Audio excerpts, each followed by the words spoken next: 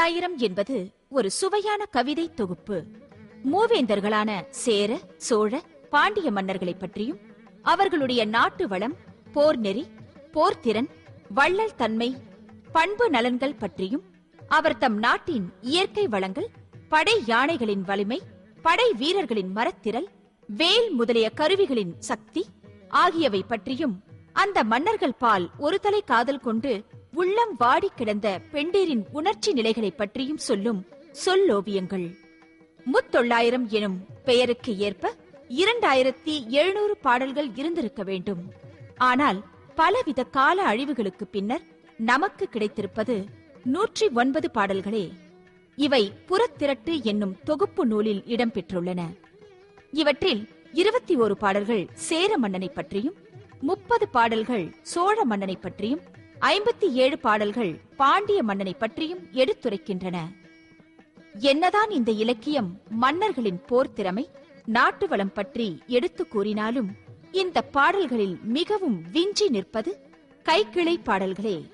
அந்த காலத்தில் நாடு மிகவும் வளமையாக இருந்தது. மக்கள் எந்த குறையும் இன்றி வாழ்ந்தார்கள். அரசர்கள் எதிரிகளிடமிருந்து மக்களை காப்பாற்றி நாட்டில் அமைதியை நிலைநாட்டினார்கள். ஆடவர்கள் பொருள் ஈட்டுவதற்காக வெளியிலும் நாட்டை காப்பாற்ற போர்க்களத்திற்கும் சென்றார்கள். ஆனால் பெண்டீர் வீட்டிலேயே அடைந்து கிடந்தார்கள். கோவில் திருவிழாக்கள் அல்லது மன்னனின் வெற்றி ஊர்வலம் தவிர வேறு எந்த பொழுதுபோக்கும் கிடையாது. இளம் பெண்களுக்கு தங்கள் தோழியருடன் பேசுவதைத் தவிர வேறு எந்த வேலையும் இல்லாமல் இருந்தது. முத்தொள்ளாயிரம் பாடல்களில் சிலவற்றை காட்சி வடிவமாக இங்கே காணலாம்.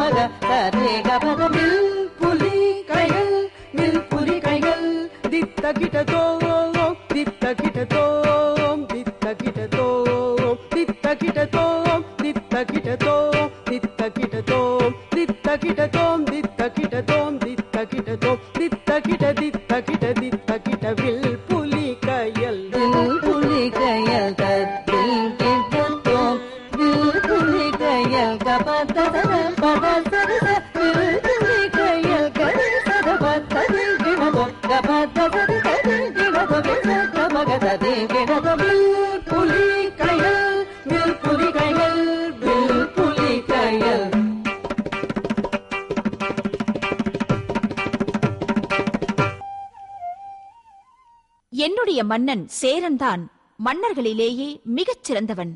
கம்பீர உருவம், பரந்து விரிந்த அகன்ற மார்பு கொண்டவன். எதிரிகள் அவனை வணங்குவர். அவனை எதிர்க்க எவருக்கு துணிவு உண்டு?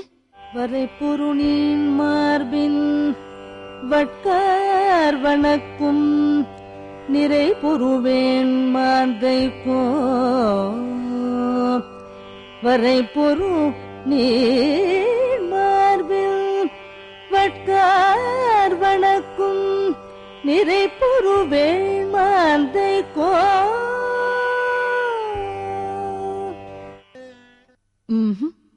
என்னுடைய மன்னன் சோழன் தோள்களிலே புரண்டு ஆடும் அழகிய மாலைகளை அணிந்தவன். அவன் நடக்கும் பொழுது அழகாகவும் கம்பீரமாகவும் அசைந்து ஆடும். அலங்கு தார் செம்பியன்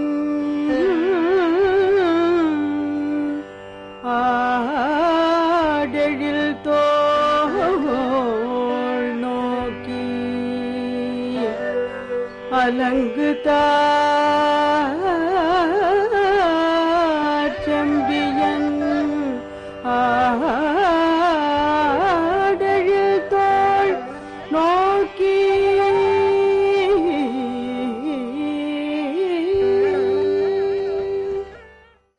எம் மன்னன் பாண்டியனின் மண்ணில் தங்கம் விளையும், முத்தமிழ் விளையாடும், தெருவெங்கும் முத்துக்கள் கொட்டிக் கிடக்கும்.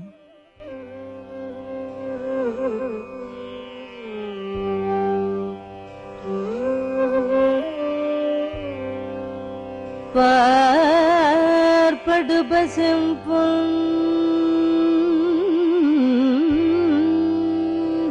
பதிபடுப முத்தமிழ் நூல் பார்படுப செம்பொன் பதிபடுப முத்தமிழ் நூல் பதிபடுப முத்தமிழ்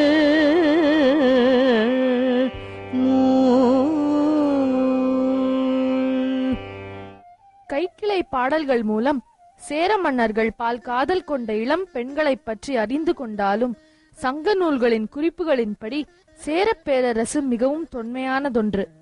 செழிப்பும் அமைதியும் கொண்ட சேர நாட்டை ஆண்டு கொண்டிருக்கிறான் மன்னன் கோதை. அந்த வஞ்சி மாநகரத்திலே வஞ்சி ஒருத்தி மன்னன் பால் ஒரு தலையாக காதல் கொண்டு அவனின் வருகைக்காக ஏங்கி நிற்கிறாள். கோதை வரவில்லை. பேதை மனம் பரிதவிக்க தன் காதல் மன்னன் மேல் கோபம் கொள்கிறாள். வருவான் அல்லவா அந்த குடநாட்டு மன்னன்? என் நெஞ்சத்தை கொள்ளை கொண்ட கள்வன் வரட்டும் வரட்டும், அவனை என்ன செய்கிறேன் பார் என்று தோழிகள் எல்லாம் அறியும் வண்ணம் மனம் கலங்கி நின்றவள் இன்றைக்கு அவன் உலா வரப்போகிறான் என்றவுடன் அமைதியாகிவிட்டாளே. இவ்வளவு விரைவிலா இவளது மனம் மாறும் என்று தோழி ஆச்சரியப்பட்டு நிற்க, வருக குட நாடன் வஞ்சி கோமானென்று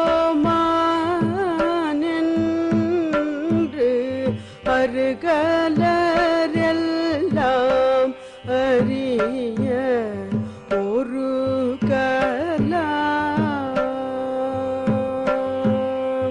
வருக குட நாடன் வஞ்சி கோமான் என்று அருகலரெல்லாம் அறிய ஒரு கலாம்.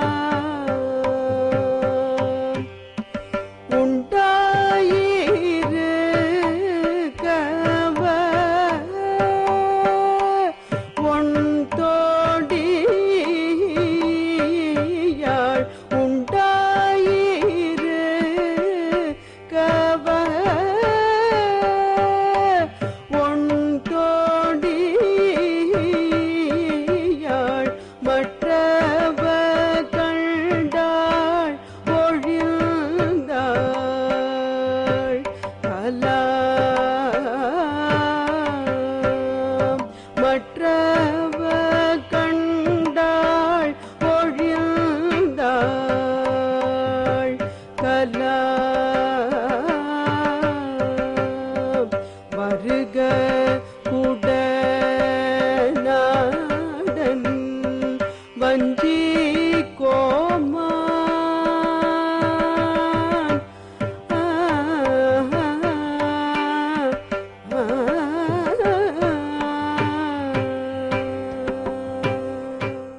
சேர மன்னனை எதிர்த்து போர் புரிய வந்திருக்கும் மன்னர்கள், நீங்கள் அனைவரும் சேர மன்னனுடைய போர் திறமையை குறைவாக மதிப்பீடு செய்து போர் செய்ய வந்துவிட்டீர்கள். நான் உங்களிடம் சொல்வதெல்லாம் ஒன்றுதான். என் மன்னனுக்கு சேர வேண்டிய திரைப்பொருள்களை செலுத்திவிட்டு திரும்பி போய்விடுங்கள். இல்லையென்றால் நீங்கள் ரத்தம் சிந்த வேண்டி வரும். உங்கள் யானை படைகள் அழிந்து போகும். ஓங்கி உயர்ந்து நிற்கும் உங்கள் மதில் சுவர்கள் தவிடுபுடியாகிவிடும். இன்னும் ஒன்றை சொல்லுகிறேன். உங்கள் கோட்டை வாயில்களில் என் மன்னவனது வில் சின்னத்தை பொறித்து விடுங்கள். அப்படி பொறிக்கப்படும் வில் சின்னம் உங்களுக்கு என் மன்னனை எதிர்க்கும் துடுவை கொடுக்காது. என் மன்னன் சேரனின் வெறுப்புக்கு ஆளாக மாட்டீர்கள். மேலே ஆகாயத்தை பாருங்கள். விண்ணுலக தேவர்கள் கூட எம் மன்னனை எதிர்க்க துணிவு இன்றி தங்கள் ஆகாயத்தில் வில் சின்னத்தை பொறித்திருக்கிறார்கள். விண்ணுலக தேவர்களே அம்மாத்திரம் என்றால் உங்கள் நிலைமையை சற்று யோசித்து பாருங்கள். பல் யானை மன்னர் படுதிரை தந்துய்மின் மல்லல் நெடுமதில் வாங்கு விற்பூட்டுமின் வள்ளிதழ் வாடாத வானோரும் வானவன் வில்லெழுதி வாழ்வர் விசும்பு.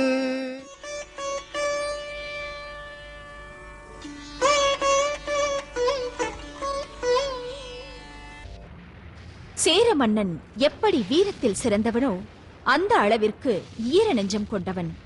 தன்னால் யாரும் துன்பம் கொண்டு விடக்கூடாது என்று எண்ணுபவன்.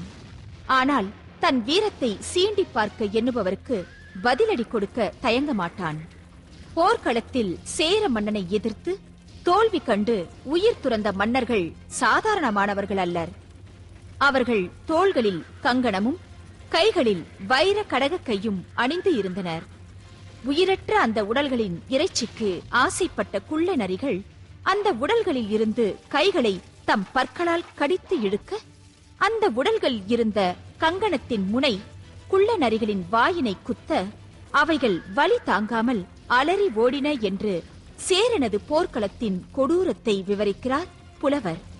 மரகத பூம் மன்னவர் தோள்வளை கீழா வைர கடகை வாங்கி துயருழந்து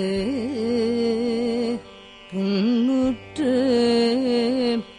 அழைக்கும் குறுநரித்தே பூழியனை கண்ணுற்று வீழ்ந்தார் களம்.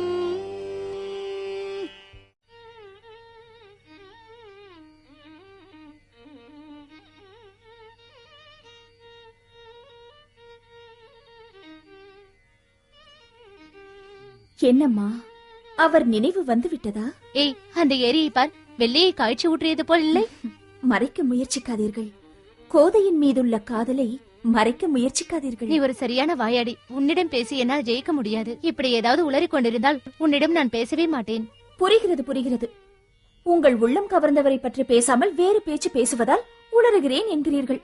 சரி, அவரை பற்றியே பேசுகிறேன். அவர் எதிரிகளை பந்தாடுவார். தன்னுடைய நாட்டில் அமைதியை தவழ விடுவார். அவரது நாட்டில் கொல்லிமலை தேன் ஆறாக ஓடும்.